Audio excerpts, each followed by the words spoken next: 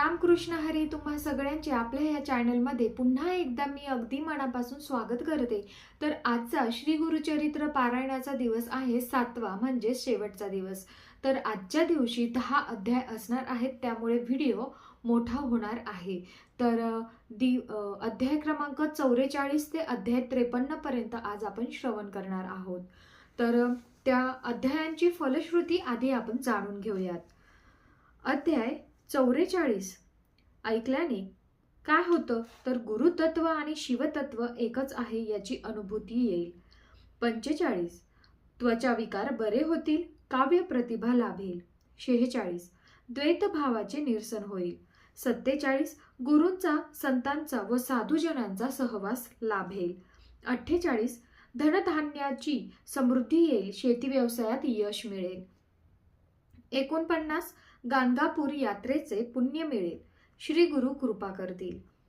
50 दुःखद व्याधी बऱ्या होतील, दुरस्त गुरूंची साक्ष पटेल. 51 व 52 गुरूंचा विरह होणार नाही. आणि 53 अध्याय वाचल्याने श्री गुरुचरित्र ग्रंथाच्या पारायणाचे पुण्य नक्कीच लाभेल.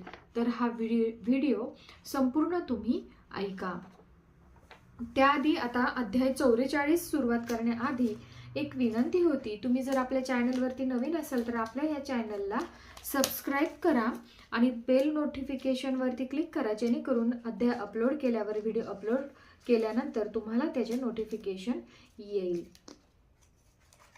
आणि हाईप म्हणून एक बटन असतं तिथे HYP म्हणून, त्यावर सुद्धा क्लिक करा, जेणेकरून हा व्हिडिओ माझा जास्तीत जास्त भाविकांपर्यंत पोहोचेल. आजचा 44वा अध्याय. आणि ज्यांना बाकीचे आधीचे व्हिडिओज बघायचे असतील त्यांनी प्लेलिस्टमध्ये जा, तिथे संपूर्ण श्री गुरुचरित्र पारायण असा प्लेलिस्ट आहे, तिथे सर्व व्हिडिओ तुम्हाला मिळून जातील. तर आता चला सुरुवात करूया. अध्याय 44वा. 44वा विणकरांना मल्लिकार्जुन दर्शन, विमर्शन राजांची कथा ह्या अध्यायामध्ये आपण आज ऐकणार आहोत. तर व्हिडिओ शेवटपर्यंत नक्की पाहायचा आहे.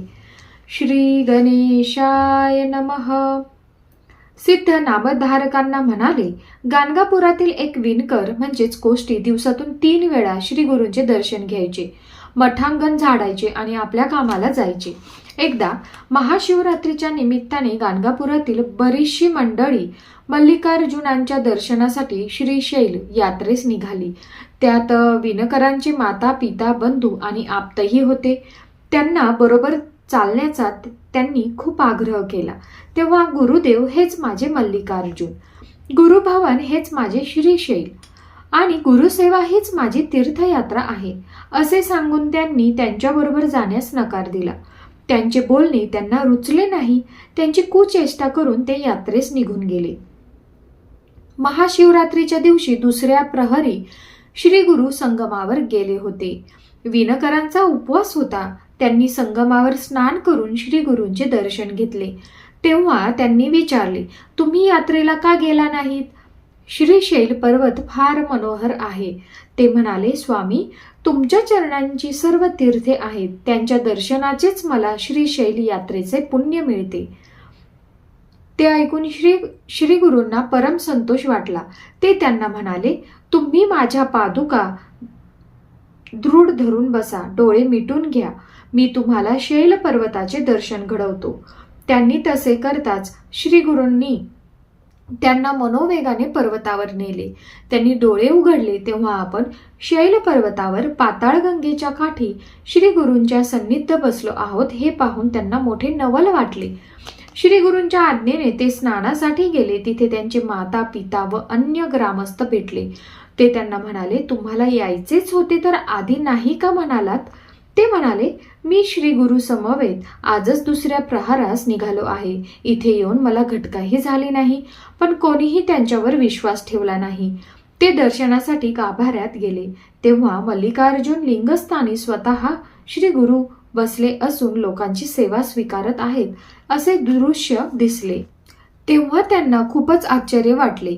पूजन करून ते श्री गुरूंपाशी आले. त्यांना सर्व वृत्तांत सांगितला व म्हणाले, गुरुदेव, तुम्ही स्वतः शंकर आहात, पण लोकांना ते कळत कसे नाही? ते यात्रेसाठी दूर का येतात? श्री गुरु म्हणाले, स्थानांचे महात्म्य विशेष असते, तिथींचेही महत्त्व असते. आज माघ वद्य चतुर्दशी ही तिथी महाशिवरात्र म्हणून प्रख्यात आहे. या पुण्यपर्वणी दिनी शिवजींप्रित्यर्थ भजन, पूजन, उपोषण, जागरण करणे, शिवक्षेत्राची यात्रा करणे महाफलदायी असते. या संदर्भातील एक कथा सांगतो, ऐका. किरात देशात विमर्शन राजा परम शिवभक्त असूनही हिंसा, दुराचार, मांसाहार व परस्त्री संग करायचे. त्यांच्या राणी कुमुद्वती यांना पतींच्या परस्पर विरुद्ध स्वभावाचे नेहमी नवल वाटायचे. म्हणून एके दिवशी त्यांना राजांना प्रत्यक्षच विचारले, तुम्ही शिवभक्त असूनही निषिद्ध गोष्टी कशा करतात? ते म्हणाले, पूर्वजन्मी मी पंपानगरीत श्वान म्हणून जन्मलो होतो. काहीतरी खायला मिळेल या आशेने एका महाशिवरात्रीस मी शिवमंदिरापाशी घुटमळत होतो, तेव्हा लोक मला मारायला धावले. म्हणून मी प्राणभयाने मंदिराभोवती 3 प्रदक्षिणा घातल्या. मग मंदिरात प्रवेशलो. तिथे शिवपूजा पाहिली. तेवढ्यात कोणीतरी वर्मावर मारले आणि मी गतप्राण झालो. त्या महाशिवरात्रीस मला उपोषण, प्रदक्षिणा, देवदर्शन घडले आणि शिवजी सन्मुख मरण आले. त्या पुण्याईने मला राजाचा जन्म, हे वैभव मिळाले. म्हणूनच मला शिवभक्ती प्रिय आहे. असे असूनही पूर्वीचे श्वान जन्मातील संस्कार अजूनही तसेच असल्याने माझी वासना अनिर्बंध आहे. ते ऐकून राणींना नवल वाटले. त्यांनी त्यांच्या पूर्वजन्माविषयी विचारले. विमर्शन म्हणाले, राणी, तुम्ही पूर्वजन्मी कपोती म्हणून जन्म घेतला होता. एकदा चोचीत मांसाचा तुकडा धरून तुम्ही आकाशात उडत होता. तो तुकडा मिळवण्यासाठी एक घार तुमच्या पाठीस लागली. तुम्ही जीवाच्या आकंताने श्रीशैल पर्वतावर गेलात. मल्लिकार्जुनांच्या कळसाभोवती घिरट्या घालून शिखरावर बसलात. घारीने तुम्हाला मारली. मांसाचा तुकडा घेऊन निघून गेली. तुमचा निष्प्राण देह मंदिराच्या प्रांगणात पडला. कळसाला प्रदक्षिणा आणि देवद्वारी निधन यामुळे पुण्यवृद्धी होऊन तुम्हाला राणीचा जन्म मिळाला. यानंतरचे पुढील 7 जन्म मी राजाच होणार आहे. त्या प्रत्येक वेळी तुम्हीच माझ्या धर्मपत्नी असणार आहात. त्यानंतर आपण दोघे दिव्य विमानातून स्वर्गलोकी जाऊ. ते ऐकून त्यांना खूप आनंद झाला. श्री गुरु विणकरांना म्हणाले, या कथेवरून विशिष्ट स्थानाचे व तिथीचे काय महत्त्व असते हे तुमच्या लक्षात आले असेलच. गाणगापुरात संगमावरून कल्लेश्वरांचे मंदिर आहे. ते मल्लिकार्जुनच आहेत या भावनेने त्यांची नित्य पूजा करा. त्यानंतर श्री गुरु मनोवेगाने संगमावर आले. त्यांनी विणकरांना मठात पाठवले. त्या महाशिवरात्रीच्या दिवशी श्री गुरु कुठे गेले म्हणून ग्रामस्थ व शिष्य त्यांचा शोध घेत असतानाच विणेकरांचे आगमन झाले. त्यांनी मल्लिकार्जुन यात्रेचा सर्व वृत्तांत सांगितला आणि प्रसाद म्हणून आणलेला दवणा व अंगारा दाखवला. तेव्हा लोकांनी त्यांच्या भाग्याचे कौतुक केले. तर येथेच आपला हा अध्याय समाप्त होतो. अध्याय 45. नंदी ब्राह्मणांचे श्वेतकुष्ठ घालवले. श्री गणेशाय नमः. सिद्ध म्हणाले, नावधारक नंदी नावाच्या एका ब्राह्मणांना श्वेतकुष्ठ झाले होते. ते जाण्यासाठी त्यांनी 3 वर्ष तुळजापुरात राहून भवानींची आराधना केली. उपवासाचे कष्ट सोसले तेव्हा भवानींनी त्यांना स्वप्नामध्ये चंदला परमेश्वरी देवीच्या देवळात जाऊन आराधना करायला सांगितली. त्यांनी तिथे 7 महिने पुनरश्चरण केले. त्या देवींनी त्यांच्या स्वप्नात जाऊन, तुम्ही गाणगापुरात जा, तिथे दत्तात्रेय मानवी रूपाने भक्त कार्यासाठी अवतरलेले आहेत, ते तुम्हाला व्याधीमुक्त करतील असे सांगितले. तेव्हा ते म्हणाले, मी तुळजाभवानींना साकडे घातले. त्यांनी मला तुमच्याकडे पाठवले. त्याप्रमाणे तुम्हाला शरण आलो असता तुम्ही मला एका मनुष्याकडे पाठवत आहात, याला काय म्हणावे? कळले तुमचे देवपण. माझा सर्व खटाटोप व्यर्थ केला. मग ते मरण आले तरी चालेल, पण बरे होईपर्यंत इथेच पुनश्चरण करायचे असा निर्वाणीचा निर्धार करून देवी द्वारीच धरणे धरून बसले. तेव्हा देवींनी त्यांना पुन्हा गाणगापुरात जाण्यास सांगितले, पण ते गेलेच नाहीत. तेव्हा चंदला परमेश्वरींनी पुजाऱ्यांच्या स्वप्नात जाऊन नंदी विप्रांना तिथून घालवून देण्यास सांगितले. त्यांच्या आज्ञेने पुजाऱ्यांनी त्यांना देवळात येण्यास मज्जाव केला. तेव्हा त्यांचा नाईलाज झाला. त्यांनी उद्यापन केले आणि देवींचा निरोप घेऊन गाणगापुरास आले. लोकांनी त्यांना मठाबाहेरच थांबवले. श्री गुरु संगमावरून आल्यावर त्यांच्या आज्ञेने त्यांना बोलावून घेतले. त्यांना पाहताच श्री गुरु म्हणाले, काय हो, देवींना जे जमले नाही तिथे मनुष्य काय करणार असा संदेह धरूनच इथे आला आहात ना. ते ऐकताच नंदींना श्री गुरूंच्या अंतःसाक्षीत्वाची खून पडले.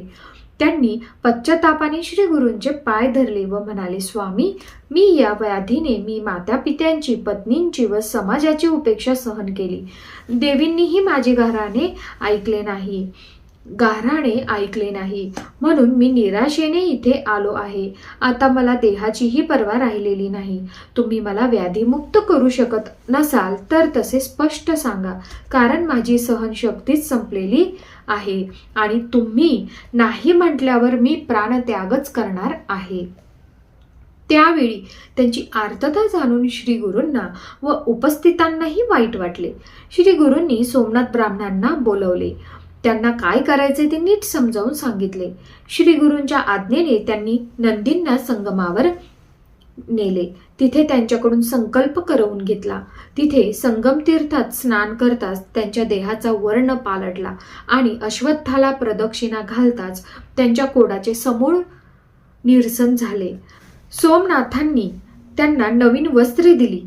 त्यांची जीर्ण वस्त्रे जिथे टाकण्यात आली तेथील जमीन क्षारयुक्त झाली. नंदी ब्राह्मण आनंदाने श्री गुरूंचा जय जयकार करू लागले. ते दोघे मठात आले तेव्हा नंदींचे बदललेले स्वरूप पाहून लोकांना मोठे आश्चर्य वाटले. त्यानंतर श्री गुरूंच्या आज्ञेने आपल्या अंगाचे नीट अवलोकन केले असता नंदींना मांडींच्या आतल्या भागावर पांढरा डाग दिसला. ते घाबरून म्हणाले, महात्मन, हा डाग कसा राहिला? ते म्हणाले, इथे येताना तुमच्या मनात संशय होता म्हणूनच थोडेसे कोड राहिले आहे, पण चिंता करू नका. तुम्ही माझ्या स्तुतीपर कवित्व करा म्हणजे हा डागही जाईल. तेव्हा नंदी ब्राह्मणांनी हात जोडले व म्हणाले, गुरुदेव, मला लिहिता वाचता येत नाही, तुमची स्तुती मी कशी करणार?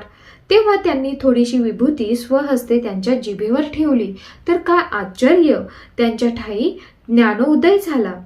त्यांना दिव्य प्रतिभाशक्ती प्राप्त झाली. ते मुक्त कंठाने श्री गुरूंची स्तुती करू लागले. त्यांच्या मुखातून प्रकट होणारे ते शब्द वैभव पाहून सर्वांना आश्चर्याचा धक्का बसला.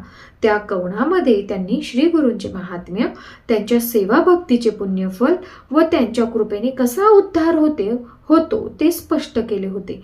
ते कवन ऐकून सर्वजण आनंदाने डोलू लागले. श्री गुरूंना इतके समाधान वाटले की त्यांनी त्यांना कवीश्वर ही पदवी बहाल केली. हे कवित्व केल्याने त्याच्या मांडीवरचे उरलेले कुष्ठही नाहीसे झाले. मग ते गाणगापुरातच राहून श्री गुरूंची सेवा करू लागले. इथेच हा अध्याय समाप्त होतो. 45वा. आता आपण लगेचच सुरुवात करूया. अध्याय क्रमांक 46. अध्याय 46 मध्ये कल्लेश्वर भक्त नरहरी यांची कथा आपण श्रवण करणार आहोत. तर प्रथम आपण श्री गणेशाला वंदन करूयात.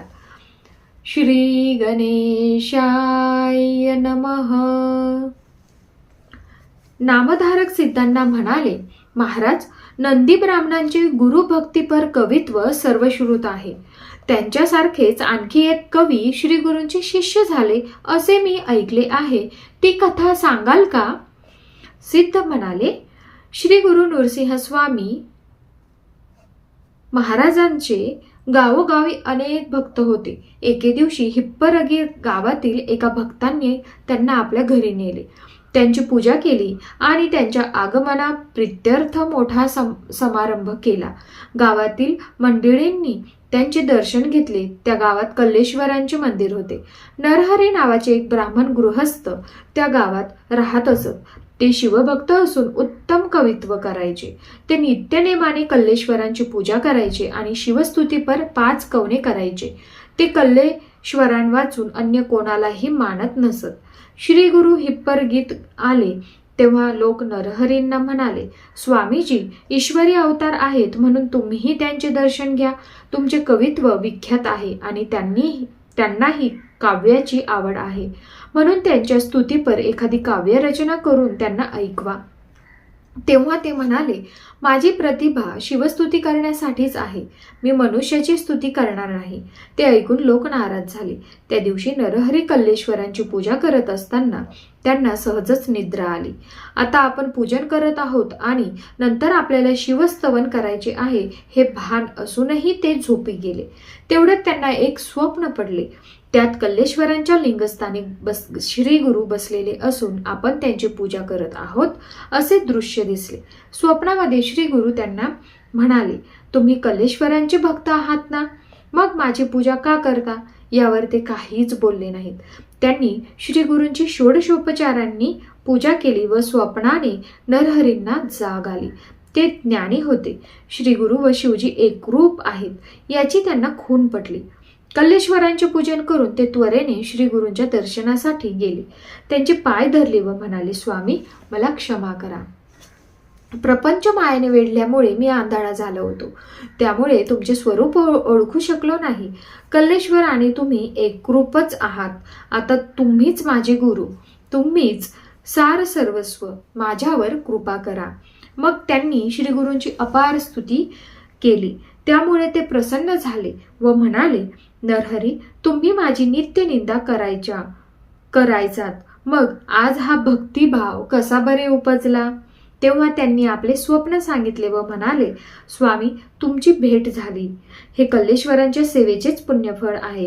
तुमच्या दर्शनाने माझे मन स्थिर झाले आहे. आता मला तुमचा शिष्य करून घ्या. श्री गुरूंनी वस्त्रे देऊन त्यांचा गौरव केला व म्हणाले, नरहरी मी आणि कल्लेश्वर एकच आहोत, म्हणून तुम्ही गावात राहून कल्लेश्वरांची सेवा करा. ते म्हणाले, गुरुदेव तुम्हाला सोडून कल्लेश्वरांची काय पूजा करू? आता काही झाले तरी तुमचे चरण सोडणार नाही. त्या समयी त्यांचा मनोभाव जाणून श्री गुरूंनी त्यांना शिष्य म्हणून स्वीकारले. त्यांना घेऊन ते गाणगापुरास आले. या नरहरींनी श्री गुरूंची खूप सेवा केली. गुरुभक्तीवर अनेक कवने केली. अशा प्रकारे नंदी ब्राह्मण व नरहरी या दोन कवींनी श्री गुरूंची अखंड सेवा भक्ती केली. सिद्ध म्हणाले, नामधारक श्री गुरु म्हणजे कल्पतरू. त्यांच्या प्रसन्नतेने भक्तांचे जीवन सफल होते. येथेच 46वा अध्याय समाप्त होतो. आता आपण लगेचच अध्याय 47वा सुरुवात करणार आहोत. तर 47व्या अध्यायामध्ये एकाच वेळी 8 रूपे ही कथा आहे. श्री गणेशाय नमः. सिद्ध नामधारकांना श्री गुरु नृसिंह सरस्वती स्वामी महाराजांची आणखी एक लीला सांगू लागले. ते म्हणाले, श्री गुरु गाणगापुरात राहत असताना दीपावलीचा सण आला. त्या मंगलदिनी आपल्या घराला श्री गुरूंचे चरण लागावेत म्हणून त्यांचे 7 शिष्य त्यांना घरी येण्याचे निमंत्रण देण्यासाठी आले होते. ते वेगवेगळ्या गावी राहणारे एकनिष्ठ सेवक होते. त्यामुळे त्यांना त्यांचे मन मोडवेना. ते म्हणाले, मी एकाच दिवशी तुम्हा सर्वांच्या घरी भिक्षेसाठी कसा येणार? तेव्हा तुम्हीच आपसात चर्चा करून क्रम ठरवून द्या, त्याप्रमाणे मी येईन. तर ते शिष्य आपसात चर्चा करू लागले. त्या प्रत्येकाला गुरुदेवांनी प्रथम आपल्या घरी यावे असे वाटत होते. त्यामुळे त्यांच्यात एकमत झाले नाही. ते परस्परांशी भांडू लागले. तेव्हा श्री गुरूंनीच मध्यस्थी केली. म्हणाले, अहो तुम्ही कशासाठी भांडत आहात? कारण मी फक्त एकाच्याच घरी येणार आहे. त्यावर ते शिष्य म्हणाले, स्वामी तुम्ही आम्हा सर्वांचे गुरु आहात, म्हणून हा गरीब, हा श्रीमंत, हा जवळचा, हा लांबचा असा पक्षपात करू नका. तुम्ही उपेक्षा केलीत तर आम्हाला प्राणत्यागच करावासा वाटेल. आम्ही तुमचे दास आहोत, आम्हाला निराश करू नका.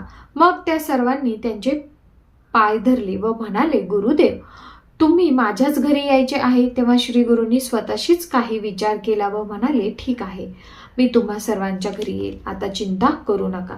शिष्य म्हणाले, स्वामीजी तुम्ही सर्वांच्या घरी येईन म्हणता, पण हे खरे कसे मानावे? त्यांचे अज्ञान पाहून श्री गुरूंनी एक युक्ती केली. त्यांनी प्रत्येकाला एकांतात नेले व म्हणाले, मी फक्त तुमच्याच घरी येईन, पण याची वाच्यता करू नका.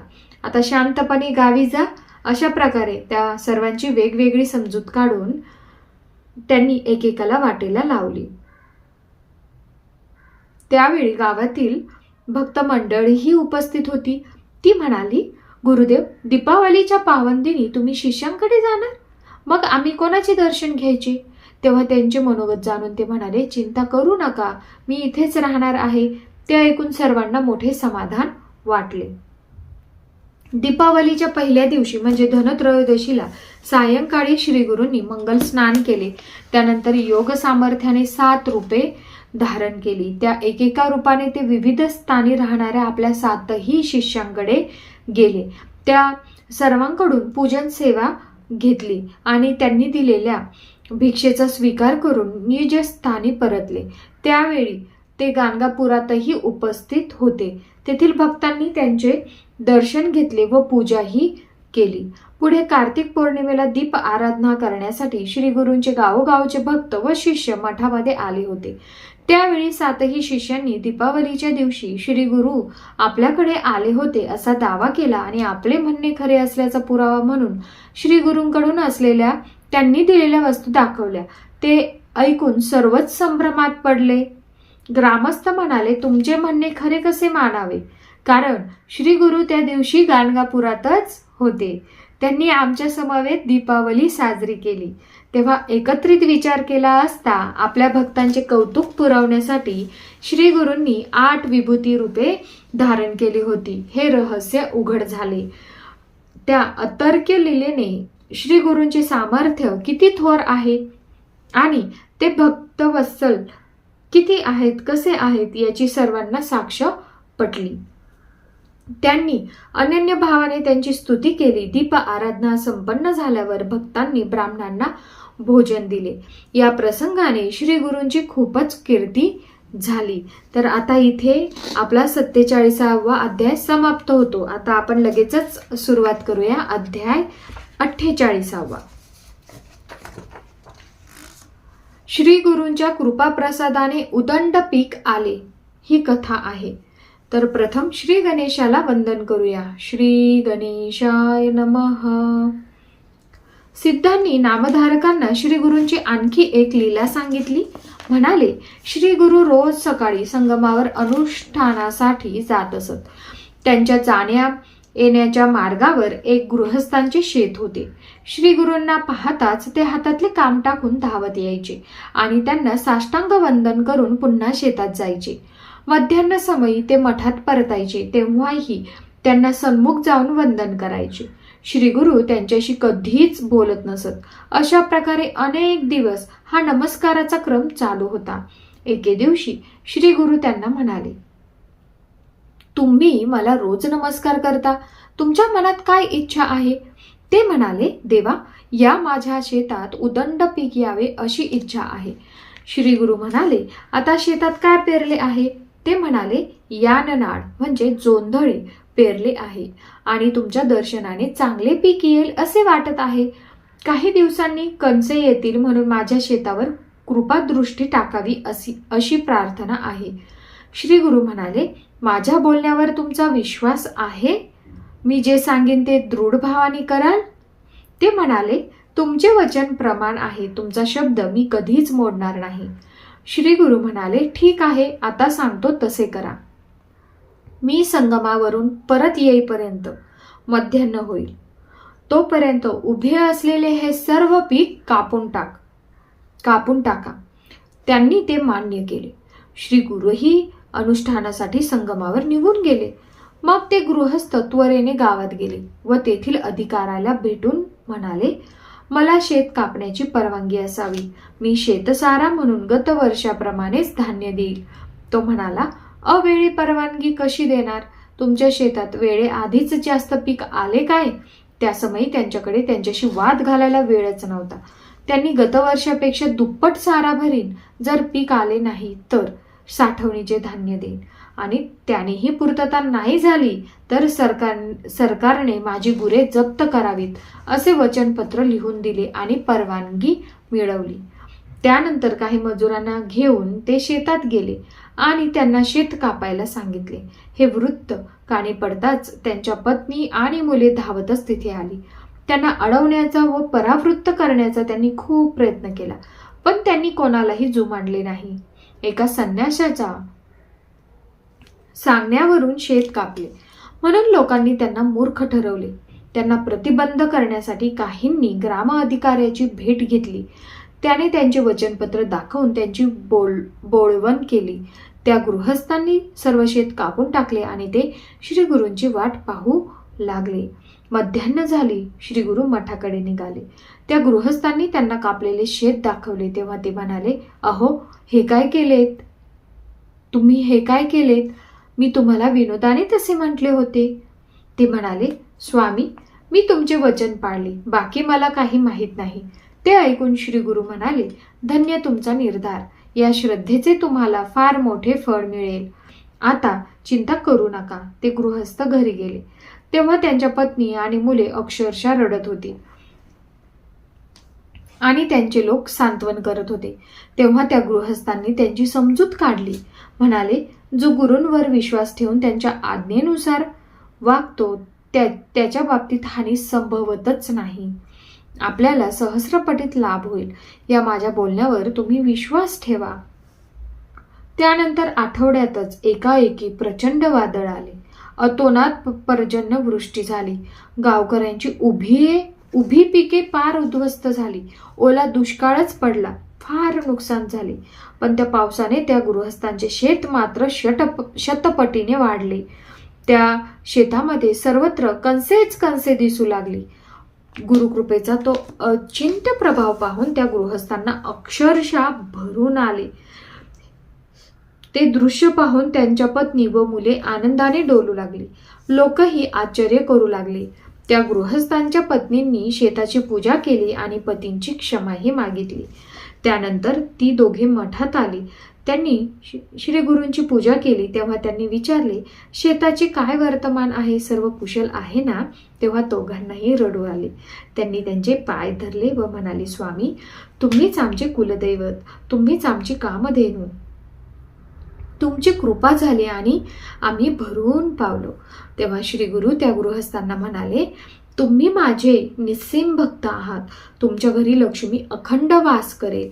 त्यानंतर महिनाभराने कापणी झाली. गतवर्षापेक्षा शतपट उत्पन्न झाले. त्या गृहस्थांनी अधिकाऱ्याला बोलावले व म्हणाले, गावात धान्याचा तुटवडा आहे. मी दुप्पट देईन असे म्हणालो होतो, पण आता अर्धे उत्पन्न देतो. ग्राम अधिकारी म्हणाला, तुम्ही मनाने खूप मोठे आहात हो. गुरुकृपांकित आहात. कायद्याने जेवढे द्यायचे तेवढेच द्या. बाकीचे घरी घेऊन जा. पण त्यांना राहावले नाही. त्यांनी शेतसारा भरून स्वतःला आवश्यक तेवढेच धान्य ठेवले आणि बाकीचे ब्राह्मणांना व ग्रामस्थांना वाटून दिले. सिद्ध म्हणाले, नामधारक गुरुवचन किती अमोघ असते पाहिलेत ना. म्हणून कधीही त्यांची अवज्ञा करू नका. गुरूंच्या वचनांचे तंतोतंत पालन करणे हाच शिष्याचा खरा धर्म. हेच आद्य कर्तव्य.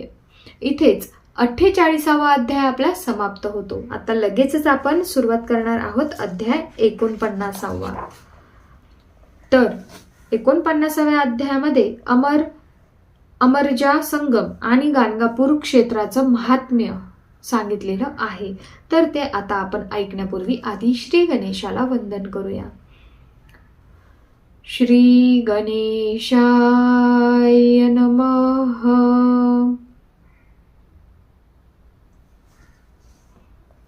नामधारकांनी सिद्धांना विचारले, मुने, गाणगापूर क्षेत्राचं काय महात्म्य आहे? ते म्हणाले, एका दीपावलीमध्ये आश्विन वद्य चतुर्दशीला श्री गुरु आपल्या शिष्यांना घेऊन अमरजा संगमावर गेले. तिथे सर्वांनी स्नान केल्यावर श्री गुरु म्हणाले, पूर्वी जालंधर दैत्याने देवांशी युद्ध करून इंद्राचे राज्य बळकावले. तेव्हा ते शिवजींना शरण गेले व म्हणाले, महादेव, जालंधर व त्याच्या दैत्यसेनेने देवांची खूपच हानी केली आहे. आम्ही त्यांना मारले तर त्यांच्या प्रत्येक रक्तबिंदूतून दैत्य उत्पन्न होतात. त्यामुळे त्यांचा समूळ नाश करणे आम्हाला शक्य होत नाही. ते ऐकून शिवजी रौद्र रूप धारण करून त्यांचा घात करण्यास उद्युक्त झाले. देवांचा वध झाल्यास त्यांना पुन्हा जिवंत करता यावे म्हणून त्यांनी अमृत मंत्राने भारलेला एक जलकुंभ देवेंद्राकडे दिला. मग सूरगणांसह स्वारी करून जालंधराला पराभूत केले. त्या युद्धप्रसंगी इंद्रांनी मंत्रोक्त जल शिंपडून देवांना जिवंत केले. त्यावेळी त्यांच्या हातून थोडेसे जल पृथ्वीवर पडले. ते प्रवाहित होऊन नदी उत्पन्न झाली. तीच संजीवनी नदी पुढे अमरजा म्हणून प्रख्यात झाली. हा भीमा अमरजा संगम अत्यंत पवित्र आहे. इथे 8 तीर्थे आहेत. इथे स्नान केल्याने प्रयाग संगमात स्नान केल्याचे पुण्य लाभते. पर्वणी काळी स्नान केल्याने अनंतपट पुण्य लाभते. इथे नित्य स्नान केल्याने सर्व पीडा, व्याधी व दोषांचे निवारण होऊन आयुर, आरोग्य आणि वैभव लाभते. अश्वत्थ वृक्षासमोर नदी तीरी मनोहर तीर्थ आहे. येथील अश्वत्थ हा कल्पवृक्षच आहे. आम्ही इथे नित्य अनुष्ठान करतो. मनोहर तीर्थात स्नान करून अश्वत्थाला पाणी घालावे, त्याला वंदन करून प्रदक्षिणा घालावी. या सेवेने भाविकांचे मनोरथ पूर्ण होतात. येथील संगमेश्वरांचे, नंदींचे, चंडींचे दर्शन घेऊन सोमसूत्रात जावे. तिथून परत येऊन संगमेश्वरांचे दर्शन घ्यावे. असे 3 वेळा केल्याने संतती व संपत्ती प्राप्त होते. संगमेश्वरापुढे अर्ध्या कोसावर नागेशी गावी वाराणसी तीर्थ आहे. येथील एका भारद्वाज गोत्री ब्राह्मणांना शिवप्रभूंनी समीप्त मुक्ती दिली होती. ते वेड्यासारखे भटकायचे. त्यांना ईश्वर आणि पांडुरंगेश्वर असे 2 बंधू होते. ते काशी यात्रेला निघाले तेव्हा त्या ब्राह्मणींनी शिवजींना, देवा, आम्हाला काशी विश्वनाथांचे इथेच नित्य दर्शन होईल अशी व्यवस्था करा, अशी विनंती केली. ती मान्य करून त्यांनी तिथेच मणिकर्णिका कुंड उत्पन्न केले. त्यातून विश्वेश्वर लिंग प्रगटले. अशा प्रकारे भीमा अमरजा संगमावर काशीप्रमाणेच मंदिर व कुंडांची उत्पत्ती झाली. मग श्री गुरूंनी आपल्या शिष्यांना वाराणसी तीर्थावर नेले. तिथे स्नान करून सर्वजण पापविनाशी तीर्थावर आले. त्या ठिकाणी श्री गुरूंच्या रत्नाई नावाच्या भगिनी आल्या होत्या. त्यांना श्वेतकुष्ठ झाले होते. श्री गुरूंनी त्यांना पापविनाशी तीर्थात स्नान करायला सांगितले. त्यामुळे त्यांची पातकी नष्ट होऊन 3 दिवसांनी त्या पूर्णतः व्याधीमुक्त झाल्या. मग त्या तिथेच झोपडी बांधून राहिल्या. सिद्ध नामधारकांना म्हणाले, तो चमत्कार मी स्वतः पाहिला आहे. त्यानंतर श्री गुरूंनी आपल्या शिष्यांना नदी तीरावरील कोटी तीर्थ, रुद्रपाद तीर्थ, चक्रतीर्थ, मठ दहन तीर्थ यांचे दर्शन घडवून त्यांचे महात्म्य सांगितले. कल्लेश्वर देवस्थानाबद्दल ते म्हणाले, हे शिवस्थान गोकर्ण महाबळेश्वरा इतकेच पवित्र आहे. मठ दहन तीर्थात स्नान करून कल्लेश्वरांचे पूजन केल्याने संतती व संपत्ती लाभते. आषाढ व श्रावणात कल्लेश्वरांना अभिषेक केल्याने व कार्तिकात दीप लावल्याने अनंतपट पुण्य मिळते. श्री गुरूंच्या मुखातून अष्टतीर्थाचे महात्म्य ऐकून समस्त शिष्य कृतकृत्य झाले. ते म्हणाले, गुरुदेव, तुम्ही आम्हाला पावन केलेत. एवढी श्रेष्ठ तीर्थे जवळ असताना आम्ही उगीच अन्यत्र जात होतो.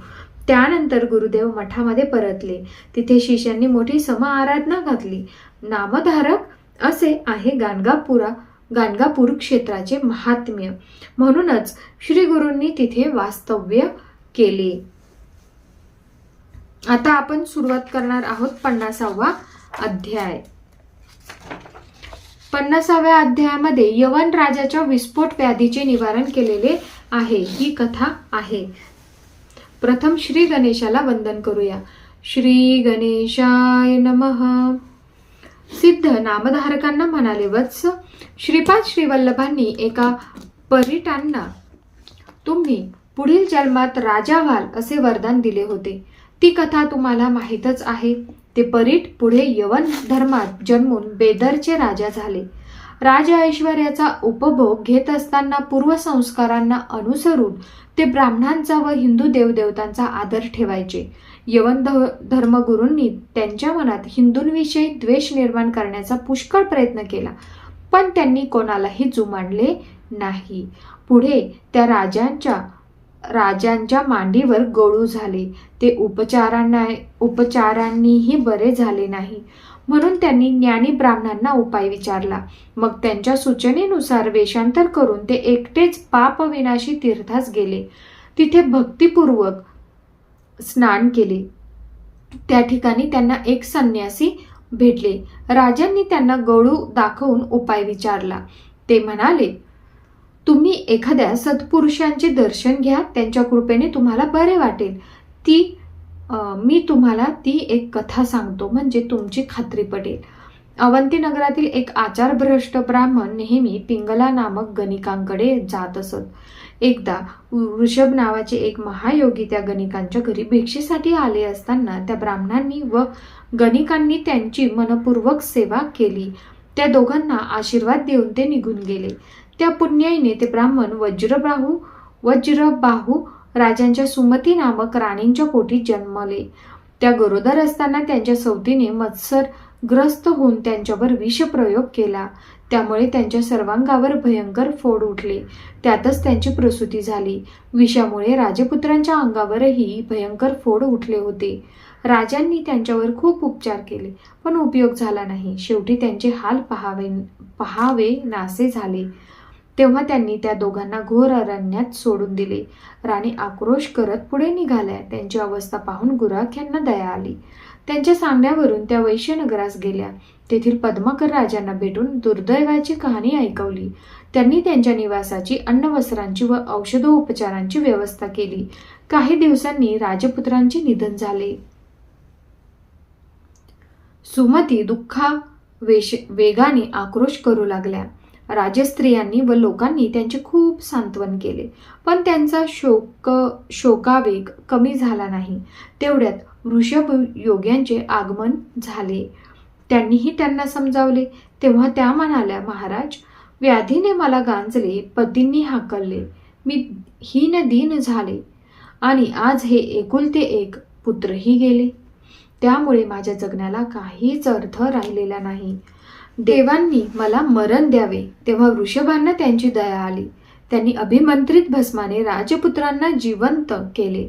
मग त्याच भस्माने त्या मायलेकरांना पूर्णतः व्याधीमुक्त केले. सुमतींनी कृतज्ञतेने त्यांचे पाय धरले. त्यांना आणि राजपुत्रांना कल्याणपर आशीर्वाद देऊन ते योगी निघून गेले. ही कथा सांगून ते संन्यासी यवन राजांना म्हणाले, तुम्ही गाणगापुराला जा. तेथील नृसिंह सरस्वतींचे दर्शन घ्या. तुमचे कार्य होईल. त्याप्रमाणे ते गाणगापुरात आले आणि श्री गुरूंची चौकशी करत संगमावर गेले. त्यांना पाहून श्री गुरु म्हणाले, काय हो परीट, आजपर्यंत कुठे होतात? हे ऐकताच त्यांना ते पूर्वजन्माचे स्मरण झाले. गुरुदेव, आपण इथे? असे म्हणून त्यांनी त्यांच्या चरणांना आनंदाने मिठीच मारली. गुरुदेवांनी त्यांना येण्याचे कारण विचारले. त्यांनी गळू दाखवण्यासाठी वस्त्र दूर केले. तर काय आश्चर्य, ते केव्हाच जिरून गेले होते. ते नवल पाहून त्यांचा आनंद गगनात मावेना. त्यांनी श्री गुरूंना मेन्यात बसवले आणि त्यांच्या पादुका स्वतःच्या हातात धरून चालत मठाकडे निघाले. त्यांनी श्री गुरूंना आपला दळभार दाखवला आणि त्यांच्या नगरास येण्याची विनंती केली. श्री गुरूंनी त्यांना पापविनाशी तीर्थावर भेटायला सांगितले आणि ते शिष्यांसह अदृश्य झाले. ते पापविनाशी तीर्थावर प्रकट झाले. तिथे सायनदेवाचे पुत्र नागनाथ त्यांना भेटायला आले. त्यांच्या आग्रहावरून श्री गुरु त्यांच्या गावी जाऊन पुनश्च पापविनाशी तीर्थावर परतले. यवन राजांनी आपले सैन्य पुढे पाठवून दिले आणि श्री गुरूंपाशी आले. त्यांना सन्मानाने आपल्या नगरात नेले. त्यांनी श्री गुरूंकडे मुक्ती मार्गाचे ज्ञान मागितले असता ते म्हणाले, राजा, पुढे राज्याची सूत्रे मुलांकडे सोपवून तुम्ही श्रीशैल पर्वतावर या. तिथे आपली पुन्हा भेट होईल. मग त्यांचा निरोप घेऊन श्री गुरु गौतमी तीरी आले. तिच्या काठची पुण्यक्षेत्रे पाहत ते गाणगापुरास आले. त्यांच्या दर्शनाने भक्तांना परम आनंद झाला. काही दिवसांनी त्यांनी आपल्या सर्व शिष्यांना बोलावून घेतले व म्हणाले, बेदरचे राजा माझे भक्त झाले आहेत. आता यवनांचे येथील येणे जाणे वाढेल. त्यांचा लोकांना आणि विप्रांना उपद्रव होईल. म्हणून मी प्रकट रूपाने श्री शैल पर्वतावर जाणार आहे आणि गुप्तपणे तिथेच राहणार आहे. मी तिथे गेलो तरी भक्तांच्या उद्धारासाठी सूक्ष्म रूपाने निरंतर इथेच असणार आहे. ते ऐकून शिष्यांच्या व भक्तांच्या डोळ्यात पाणी आले. येथेच 50वा अध्याय समाप्त होतो. आता आपण लगेचच सुरुवात करूया 51वा अध्याय आपण सुरुवात करणार आहोत. अध्याय 51. तर श्री गुरूंचे श्री शैल क्षेत्री प्रस्थान ही कथा आहे. प्रथम श्री गणेशाला वंदन करूया. श्री गणेशाय नमः. सिद्ध म्हणाले, नामधारक श्री गुरु नृसिंह सरस्वतींनी आपल्या शिष्यांना व भक्तांना ते श्री शैल पर्वतावर गुप्तपणे राहणार असल्याचे सांगितले. मग सर्व तयारी करून ते 4 शिष्यांसमवेत तिथे जाण्यास निघाले. त्यांना निरोप देताना लोकांना फारच दुःख झाले होते. ते आर्ततेने म्हणत होते, स्वामी, तुम्ही आमचे मायबाप आहात, तुम्हीच आमचे तारणहार आहात. तुम्ही गेल्यावर आम्ही कोणाच्या आश्रयास जावे? तेव्हा श्री गुरूंनी त्यांचे सांत्वन केले. म्हणाले, तुम्हाला कुठेही जाण्याची गरज नाही. मी लौकिका अर्थाने गाणगापुरातून प्रस्थान केलेले असले तरी सूक्ष्म रूपाने इथेच राहणार आहे याची खात्री बाळगा. सद्भक्तांना माझे दर्शनही होईल आणि माझी येथील नित्यकर्मे चालूच राहणार आहेत. मी सकाळी कृष्णा नदीत स्नान करील, पंचनदी संगमावरील औदुंबर वृक्षाखाली अनुष्ठान करील, मध्यान्ही भीमा अमरजा संगमावर स्नान करील, मग मठात येऊन तुमच्या पूजेचा स्वीकार करीन. माझ्या भक्तांकडे माझे अहोरात्र लक्ष राहील. संगमावरील अश्वत्थ कल्पवृक्ष आहे, त्याची पूजा करा. विघ्नहर चिंतामणींची पूजा करा. मी माझ्या निर्गुण पादुका मठामध्ये ठेवल्या आहेत, त्यांची त्रिकाळ पूजा करा. या सेवेने तुमच्या सर्व इष्ट कामना पूर्ण होतील. तुमच्या चिंतांचे व कार्यातील विघ्नांचे निवारण होईल. अष्टतीर्थाची यात्रा करणारे मला विशेष प्रिय होतील. त्यानंतर त्यांनी सर्वांचा निरोप घेतला. त्यांना निरोप देण्यासाठी भक्तजन काही अंतरापर्यंत गेले. परतून आल्यावर श्री गुरु मठातच आहेत असे त्यांना दिसले. त्यामुळे श्री गुरु इथेच आहेत याची त्यांना खात्री पटली. पाताळगंगेच्या तीरावर येताच श्री गुरु शिष्यांना म्हणाले, आता आम्हाला पलीकडे जायचे आहे. आमच्यासाठी पुष्पांचे आसन तयार करा. आम्ही मल्लिकार्जुनांशी एकरूप होऊन राहू. त्याप्रमाणे शिष्यांनी शेवंती, कमळ, कल्हार अशी फुले गोळा करून त्यांचे मृदू आसन तयार केले. श्री गुरु त्यांना म्हणाले, आता आपापल्या घरी जा. मी निघून गेलो असे समजू नका. मी गाणगापुरातच आहे, भक्तांच्या घरातही राहतो. मी पलीकडे पोहोचल्याची खूण म्हणून शेवंतीची फुले पाठवीन. ती प्रसाद म्हणून वाटून घ्या. जे माझी नित्यपूजा करतील त्यांच्या घरी लक्ष्मी अखंड वास करेल. जे माझी कवणे गातील त्यांच्या घरी मी नित्य वास करीन. त्यांना आयुष्य, आरोग्य, संपत्ती, संतती प्राप्त होईल. जे माझे चरित्र श्रवण पठन करतील त्यांना सुख, समृद्धी व ऐश्वर्य प्राप्त होईल. श्री गुरूंनी त्या 4ही शिष्यांना आशीर्वाद दिले.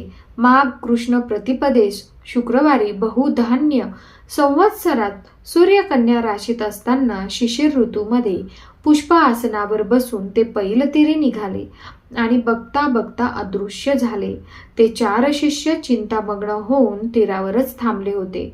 तेवढ्यात काही नावाडी आले. ते म्हणाले, तुमचे गुरुदेव प्रवाहातून जाताना दिसले. ते दंडधारी संन्यासी आहेत. त्यांच्या पायांमध्ये सोन्याच्या पादुका होत्या. ते आम्हाला म्हणाले, आमचे नाव नृसिंह सरस्वती आहे. तुम्ही माझ्या शिष्यांना सांगा, आम्ही कर्दळी वनात जात आहोत, गाणगापुरातही आहोत म्हणून भ्रांतपणे दुःख करू नका. प्रवाहातून प्रसाद पुष्पे येतील, ती काढून घ्या आणि स्वस्थानी जाऊन आमची भक्ती करा. तुमचे वंशज सुखात आनंदात राहतील. ते ऐकून शिष्यांना समाधान वाटले. ते वाट पाहू लागले. नावाडीही थांबले. काही वेळाने शेवंतीची 4 फुले प्रवाहातून वाहत आली. ती त्या चौघांनी आदराने काढून घेतली. त्यांना वंदन केले आणि एक एक प्रसाद पुष्प घेऊन आपापल्या स्थानी गेले. नामधारकांनी त्या 5 भाग्यवान शिष्यांची नावे विचारली. तेव्हा सिद्ध म्हणाले, श्री गुरूंचे अनेक शिष्य होते. संन्यास दीक्षा घेतलेले बाळकृष्ण सरस्वती, उपेंद्र माधव सरस्वती हे गुरु आज्ञेने तीर्थयात्रेस गेले होते. उपदेश प्राप्त काही शिष्य गृहस्थाश्रमात राहून श्री गुरूंची सेवा भक्ती करत होते. श्री गुरूंच्या प्रयाणाच्या वेळी मी स्वतः सायनदेव साखरे, नरहरी कवी आणि कवीश्वर नंदी ब्राह्मण असे 4 जण त्यांच्या समवेत गेलो होतो. आम्हीच ती प्रसाद पुष्पे काढून घेतली. ते फूल आजही माझ्याकडे आहे. मी त्याची नित्य पूजा करतो. त्यांनी शेवंतीचे ते फूल नामधारकांना दाखवले. त्याच्या दर्शनाने त्यांना आनंद झाला. सिद्ध नामधारकांना म्हणाले, सच्छिष्य असे आहे श्री गुरूंचे अद्भुत चरित्र. त्याचे महात्म्य काय वर्णन करावे ते तुम्ही आस्थेने ऐकलेत म्हणून मीही आवडीने सांगितले. आता तुमचे दुःख व दारिद्र्य गेलेच म्हणून समजा. श्री गुरूंच्या कृपा प्रसादाने तुमचे सर्व मंगल होईल. तुमचे पुत्र पौत्र लक्ष्मीवंत होतील व सुखात राहतील. जे श्री गुरूंची भक्ती करतात त्यांना 4ही पुरुषार्थ साध्य होतात. त्यांच्या आशीर्वादाने नामधारकांना परम संतोष वाटला. त्यांचे कल्याण झाले. येथेच आपला 51वा अध्याय समाप्त होतो. रामकृष्ण हरी अध्याय 51 आणि अध्याय क्रमांक 52 ह्या अध्यायामध्ये सेमच आहे. म्हणजे दोन्ही अध्याय सारखेच आहेत. तर मग आता आपण 52वा अध्याय पूर्ण वाचत नाही. 51 जो आहे तोच 52वा आहे. तर आता आपण अध्याय 53वा घेणार आहोत. 53वा अध्याय हा समारोपचा असणार आहे. श्री गणेशाय नमः. सिद्धांनी नामधारकांना श्री गुरूंचे परम पवित्र चरित्र सांगितले. ते ऐकून त्यांचे मन ब्रह्मानंदी निमग्न झाले. त्यांना भावावस्था प्राप्त झाली. सात्विक भाव दाटून आले आणि श्री गुरूंविषयी वाटणारी प्रेमभक्ती अश्रुरूपाने डोळ्यांतून पाझरू लागली. ते पाहून सिद्धांना मोठे कौतुक वाटले. त्यांनी नामधारकांना आलिंगन दिले. त्यांना प्रेमाने कुरवाळले. वत्स भानावर या. ही तुमची भावावस्था कायम राहिली तर मी तुम्हाला जे ज्ञान दिले आहे ते तुमच्या हृदयात बंदिस्त होऊन राहील. मग लोकांचा उद्धार कसा होणार?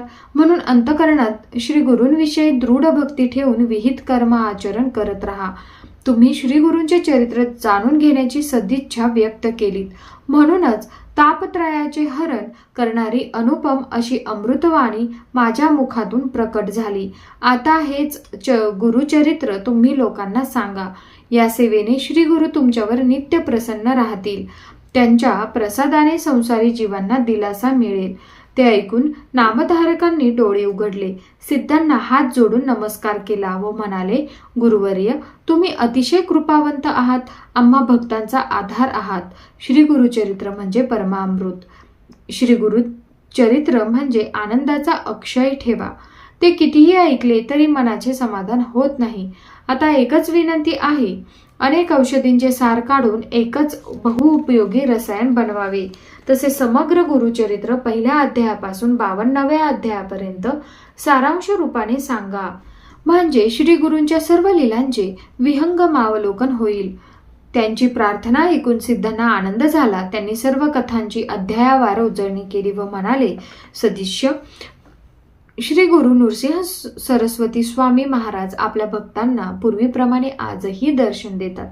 तुमच्या विनंतीवरून मी तुम्हाला श्री गुरुचरित्राची अवतरणिका म्हणजे अनुक्रमणिका सांगितली. त्या कथांच्या नुसत्या स्मरणानेही भक्तांची कार्य होतील.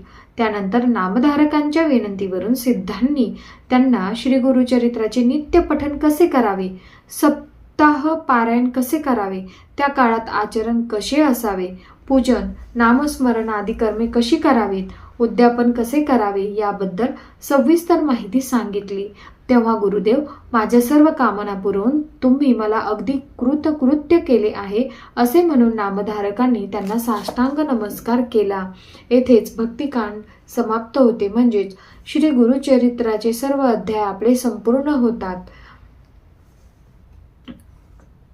इथे सर्व अध्याय समाप्त झालेले आहेत आणि इथे रंगनाथ स्वामीकृत श्री गुरुगीता आहे.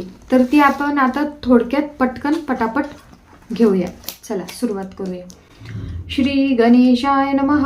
श्री सरस्वत्ये नमः. श्री गुरुभ्यो नमः. श्री सद्गुरु निजानंदाय नमः. ओम नमो सद्गुरु परब्रह्म तू निर्विकल्प कल्पद्रुम हर हृदय विश्राम धाम निज मूर्ती राम तू स्वये. तुझा अनुग्रह जया घडे तया नाही काही साकडे.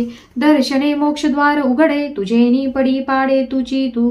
कोणे एके दिवशी श्री सदाशिव कैलासी ध्यानस्थ असे तो मानसी. पुसे तयासी पार्वती जया जयाजी परात्परा. जगद्गुरु कर्पूर गौरा गुरु दीक्षा निर्विकारा. श्री शंकरा मज देई कवने मार्गीची स्वामी. जीव ब्रह्मरूप होती ते मी पुसतसे तरी सांगिजे तुम्ही. अंतर्यामी कळे ऐसे कृपा करावी अनाथनाथा. म्हणून चरणी ठेविला माथा नासोनिया भवव्यथा. कैवल्य पंथा मजदावी ईश्वर म्हणे भो देवी. तुझी आवडी माते वदवी.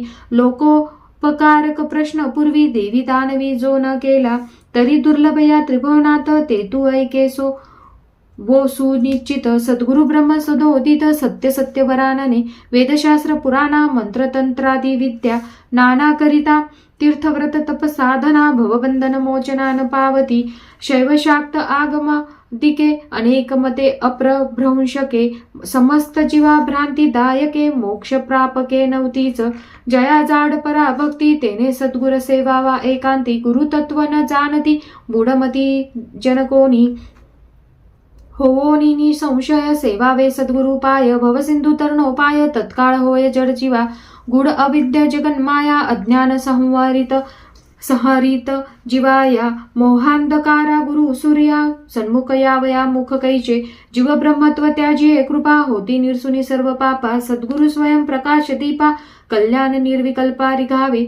सर्व तीर्थांचे माहेर सद्गुरु चरण तीर्थ निरंतर. सद्भावे सच्छिष्य नर सेविता परपार पावले. शोषण पाप पंकांचे ज्ञान तेज करी साचे. वंदिता चरण तीर्थ सद्गुरूंचे भवाब्धीचे काय भय काय. अज्ञान मूल हरण जन्म कर्म निवारण. ज्ञानसिद्धीचे कारण गुरुचरण तीर्थ ते. गुरुचरण तीर्थ प्राशन गुरु आज्ञा उच्छिष्ट भोजन. गुरुमूर्तीचे अंतरी ध्यान गुरु मंत्र वदनी जपे सदा. गुरु सानिध्य तो काशीवास जानवी चरण उदक निशेष. गुरु विश्वेश्वर निर्विशेष तारक मंत्र उपदेशिता. गुरुचरण तीर्थ पडे श्री प्रयाग स्नान ते निर्धारी. गया गदाधर सबाह्यंतरी सर्वांतरी साधका. गुरुमूर्ती नित्य स्मरे गुरु नाम जपे आदरे. गुरु आज्ञा पालक नरे नेनीचे दुसरे गुरु विना. गुरु स्मरण मुखी राहे गुरु नाम तोची ब्रह्मरूप पाहे. गुरुमूर्ती ध्यानी वाहे जैसी काहे स्वैरिणी. वर्णाश्रम धर्म सकीर्ती वाढवावी सद्वृत्ती. अन्यत्र तजोनिया गुंती सद्गुरु भक्ती करावी. अनन्य भावे गुरुसी भजता सुलभ परमपद तत्वता. तस्मात सर्व प्रयत्ने आता सद्गुरुनाथा आराधी. गुरुमुखीचे महावाक्य बीज गुरु भक्ती स्तव लाभे सहज. त्रैलोकीनाचे भोज तो पूज्य होय सुरनरा. गुकार तो अज्ञान अंधकार रुकार वर्ण तो दिनकार. स्वयं प्रकाश तेजा समोर न राहे तिमिर क्षणभरी. प्रथम गुकार शब्द गुणमयी मायास्पद. रुकार तो ब्रह्मानंद करी विच्छेद मायेचा. ऐसे गुरुपद श्रेष्ठ देवा दुर्लभ उत्कृष्ट. गणगंधर्वादी वरिष्ठ महिमा स्पष्ट नेनती. शाश्वत सर्वदाही गुरु परते तत्व नाही. काया वाचा मने पाही जीवित तेही समर्पावे. देहादी भुवनत्रय समस्त इतर पदार्थ नाशिवंत. वंचोनिया विमुख होत अधपात घडे तया. म्हणून आराधवा श्री गुरु करोनी दीर्घदंड नमस्कारो. निर्लज्ज होऊनिया पर पारो भवसागरू तरावा. आत्मदारादिकं चैव निवेदन करुनी सर्व. हा नाही जया अनुभव तयासी वाटे अभिनव. जे संसार वृक्षारूढ झाले पतन नरक कारणवी पावले. ते गुरु राये उद्धरिले सुखी केले निज भजनी. ब्रह्मा विष्णू सदाशिव गुरु रूप ते स्वयमेव. गुरु परब्रह्म सर्वथैव. गुरु गौरव न वर्णवे. अज्ञान तिमिरे अंध ज्ञानांजन शलाका प्रसिद्ध. दिव्य चक्षु शुद्ध बुद्ध महानिधी दाखविला. अखंड मंडलाकार जेने व्यापिले चराचर. तये पदी केले स्थिर नमस्कार तया गुरुवर्या. श्रुती सार शिरोरत्न चरणांबुज परम पावन. वेदांत कमलिनी चितभानु तया नमन गुरुवर्या. ज्याचे स्मरण मात्रे ज्ञान साधका होय उत्पन्न. ते निज संपत्ती जाण दिदली संपूर्ण गुरुराये. चैतन्य शाश्वत शांत नित्य निरंजन अच्युत नादबिंदू कालातीत नमन प्रणिपात गुरुवर्या ज्ञानशक्ती समारूढ तत्वमाला भूषित दृढ भुक्तिमुक्तिदाता प्रौढ सद्गुरु गूढ सुखदानी अनेक जन्मींचे सुकृत निरहं कृती निर्हेत तरीच प्रबोध प्राप्त जरी गुरुहस्त मस्तकी जगन्नाथ जगद्गुरु एक तो माझा स्वामी देशिक ममात्मा सर्वभूत व्यापक वैकुंठ नायक श्री गुरु ध्यानमूल गुरु राय पूजामूल गुरु पाय मंत्रमूल संशय मोक्षमूल गुरु कृपा सप्त सिंधू अनेक तीर्थी स्नाने पाने जे फलप्राप्ती एक बिंदू समन पावती सद्गुरु चरण तीर्थाच्या ज्ञाने विन सायुज्य पद अलभ्य लाभे अगाध सद्गुरु भक्तीने प्रबोध स्वतः सिद्ध पाविजे सद्गुरुहुनी परात्पर नाही वो साचार नेती शब्दे निरंतर श्रुती शास्त्रे गर्जती मद अहंकार गर्वे करुणी विद्या तपबळान्वित होनी संसार कुहरावर्ती पडोनी नाना योनी भ्रमताती न मुक्त देवगण गंधर्व न मुक्त यक्ष चरणादी सर्व सद्गुरु कृपेने अपूर्व सायुज्य कृपेने पाविजे ऐके वो देवी ध्यान सुख सर्वानंद प्रदायक मोहमाया अर्णव तारक चित सुखकारक श्री गुरु ब्रह्मानंद परम अद्भुत ज्ञानबिंदू कलातीत निरतिशय सुख संतत साक्षभूत सद्गुरु नित्य शुद्ध निराभास नित्यबोध चिदाकाश नित्यानंद स्वयं प्रकाश सद्गुरु ईश सर्वांचा हृदय कमळे सिंहासनी सद्गुरु मूर्ती चिंतावी ध्यानी श्वेतांबर दिव्य भूषणी चित्ररत्न किरणी सुशोभित आनंद कर प्रसन्न ज्ञानस्वरूप निजबोधपूर्ण भवरोग भेषज जान स्वैद्वद्य चितघन सद्गुरु परते अधिक काही आहे ऐसा पदार्थ नाही अवलोकिता दिशा दाही न दिसे तीही त्रिभुवनी प्रज्ञा बळे प्रत्योत्तर गुरुसी विवादती जे नर ते भोगती नरक घोर यावन छंद दीन मनी अरण्य निर्जन स्थानी भ्रमती ब्रह्म राक्षस होनी गुरुसी बोलती उद्धटवाणी एकवचनी सर्वदा जे भोक्षता देव ऋषी काळ सद्गुरु रक्षीन लागता पड दीनानाथ दीन दयाळ भक्तवत्सल सद्गुरूचा क्षोभ होता देव ऋषी मुनी तत्वता रक्षिती हे दुर्वाता मूर्ख ही सर्वथा नायकती मंत्रराज हे देवी गुरु ही दोन्ही अक्षरे बरवी वेदार्थ वचने जाणावी ब्रह्म पदवी प्रत्यक्ष श्रुती स्मृती न जाणती गुरुभक्तीची परमप्रीती ते संन्यासी निश्चिती इतर दुर्मती वेशधारी नित्य ब्रह्म निराकार निर्गुण बोध परात्पर तो सद्गुरु पूर्ण अवतार दीपाचे दीपांतर नाही जैसे गुरुकृपा प्रसादे निजात्म दर्शन स्वानंदे पावोनिया पूर्ण पदे पेलती दोंदे मुक्तीसी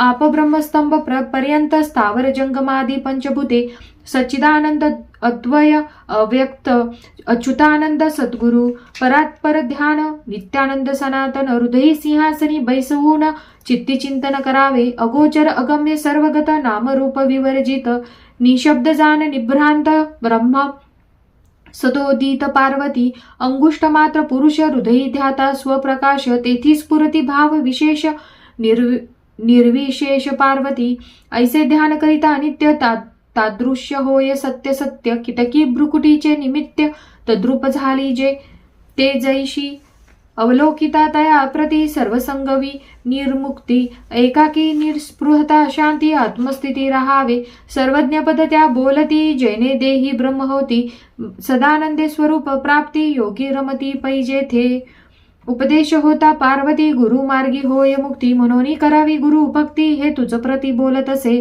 जे मी बोललो तुझ ते गुजाचे निज गुज लोकोपकारक सहज हेतू गुज वरानने लौकिक कर्म तेहीन तेथे कैचे आत्मज्ञान गुरु भक्तासी समाधान पुण्यवान ऐकता एवं या भक्ती भावे श्रवण पठने मुक्त व्हावे ऐसे बोलता सदा शिवे डोलती अनुभवे गुरु भक्त गुरु गीता हे देवी शुद्ध तत्व पूर्ण पदवी भवव्याधी विनाशिनी स्वभावी स्वयमेव देवी जपे सदा गुरुगीतेचे अक्षर एक मंत्र राज हा सम्यक अन्यत्र मंत्र दुःखदायक मुख्य नायक हा मंत्र अनंत फळे पावविती गुरुगीता हे पार्वती सर्व पाप विनर मुक्ती दुःख दारिद्र्य नाशिनी काल मृत्यू भय हरती सर्व संकट नाश करती यक्ष राक्षस प्रेत भूती निर्भय वृत्ती सर्वदा महाव्याधी विनाशिनी विभूती सिद्धिदायनी अथवा वशीकरण मोहिनी पुण्य पावनी गुरु गीता कुश अथवा दुर्वासन शुभ्र कंबल समसमान एकाग्र करून या मन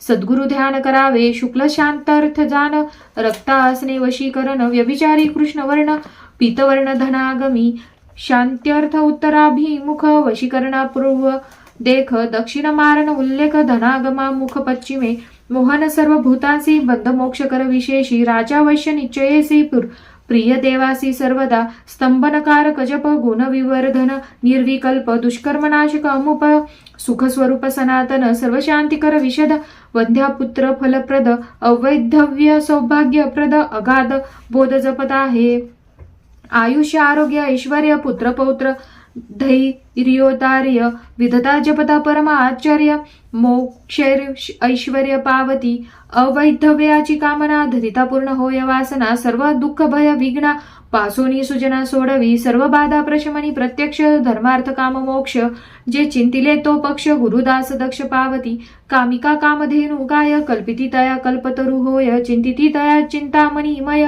मंगलमय सर्वांसी गाणपत्य शाक्त सौर शैव वैष्णव गुरु किंकर सिद्धी पावती सत्वर सत्य सत्यवरानने संसार मल नाशार्थ बंध पाश निवृत्त गुरु गीता स्नाने सुस्नात सुचिरभूत सर्वदा आसनी शयनी गमना गमनी अश्व गज अथवा यानी जागृती सुषुप्ती स्वप्नी पडता होय ज्ञानी गुरु गीता पडता भक्त सर्वदा जो जीवन मुक्त त्याच्या दर्शने पुनीत पुनर्जन्म न होत प्राणिया अनेक उदके समुद्र उदरी नाना वर्ण धेनु क्षीर क्षीरी अभिन्न रूपे निर्धारी सर्वांतरी एकची घटाकाश मठाकाश उपाधी भेदे भिन्न वेश महदाकाश निर्विशेष द्वैताचा लेश नाढळे भिन्न भिन्न प्रकृती कर्मवेशे दिसती आकृती घेऊनी जीवपदाची बुंदी विविध भासती नामरूपे नाना अलंकारी सुवर्ण तैसा जीवात्मा पूर्ण तेथे नाही वर्णावर्ण कार्य कारणातीतते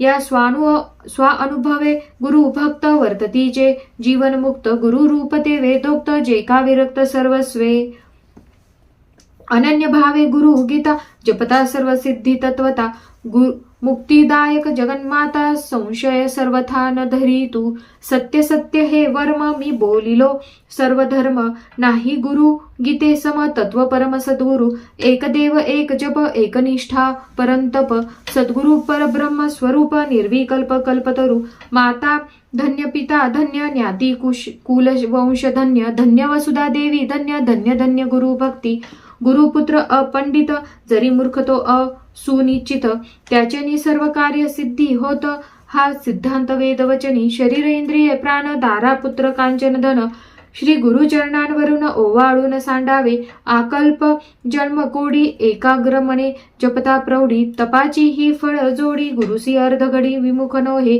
ब्रह्मादिक देव समर्थ त्रिभुवनी वंद्य यथार्थ गुरुचरण उदको वेगळे व्यर्थ अन्य तीर्थ निरर्थक सर्व तीर्थार्थ तीर्थ श्रेष्ठ गुरुचरणांगुष्ट निवारी संसार कष्ट पुरवी अभिष्ट इच्छिले हे रहस्य वाक्य तुझ पुढे म्या कथिले निज निवाडे माझेनी निज तत्व गौप्य उघडे करुणी वाडे कोडे दाखविले मुख्य गणेशा आदी वैष्णव यक्ष किन्नर गण गंधर्व तयांसही सर्व थैव हे अपूर्व नवदे मी अभक्त वंचक धूर्त पाखंडी नास्तिक दुर्वृत्त तयासी बोलणे अनुचित हा गुह्यार्थ पै माझा सर्व शास्त्रांचे मथित सर्व वेदांत संमत सर्व स्तोत्रांचा सिद्धांत मूर्तिवंत गुरु गीता सकल भुवने सृष्टी पाहता व्यष्टी समष्टी मोक्ष मार्ग हो दृष्टी चरणांगुष्टी सद्गुरूंच्या उत्तरखंडी स्कंद पुराणी ईश्वर पार्वती संवादवाणी गुरु गीता ऐकता श्रवणी विश्वतारिणी चितगंगा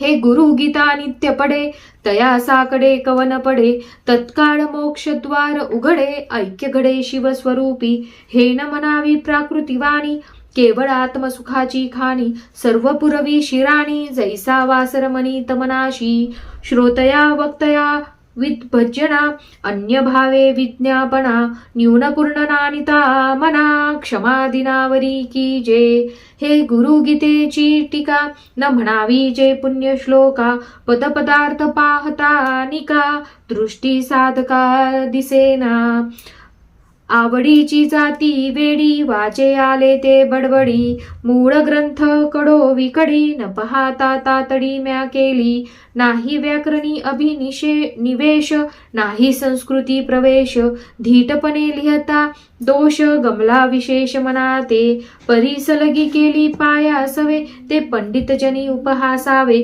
उपेक्षा न करुनी सर्व भावे अवधान द्यावे दयालुत्वे विकृती नाम संवत्सरी भाद्रपद मासी भृगुवासरी वद्य चतुर्थी निरातिरी ग्रंथ केला समाप्त आनंद संप्रदाय वंश उद्भव माध्यम दिन शाखा अभिनव गुरुगीतेचा अनुभव हृदयी स्वयमेव प्रगटला सहज पूर्ण निज आनंदे रंगला तो साधू वृंदे श्रवण करावा स्वछंदे ग्रंथ निर्द्वंद गुरुगीता इति श्री गुरुगीता संपूर्ण श्री सद्गुरु निजानंदर्पणमस्तु शुभं भवतु क्षीरस्तु ओम तत्सत श्री गुरुदेव दत्त दिगंबरा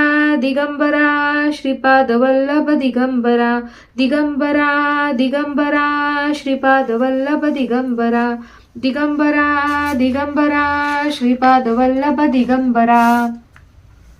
आता आपण आरती घेऊया. या ग्रंथाची संपूर्ण झालेला आहे. गुरुगीता पण आपली संपूर्ण झालेली आहे. आता आपण आरती घेऊया. तर काही चुकले असेल तर माफ करा. चला भेटूया पुढील व्हिडिओमध्ये. आणि पुढील व्हिडिओ हा आपला कोणता असणार हे नक्की मला सांगा, म्हणजे कोणत्या ग्रंथांवरती बनवूया. आणि श्री श्रीपाद श्री वल्लभ यांचे चरित्रामृत आपण घेऊया का यानंतर, तर मला नक्की कमेंट करून सांगा. आणि आजचा व्हिडिओ तुम्हाला कसा वाटला नक्की मला सांगा. आणि आपल्या चॅनलला नक्की सबस्क्राईब करायचं आहे. व्हिडिओ आवडला असेल तरच लाईक करा. आणि कमेंट बॉक्समध्ये ओम श्री गुरुदेव दत्त टाईप करायला अजिबात विसरू नका.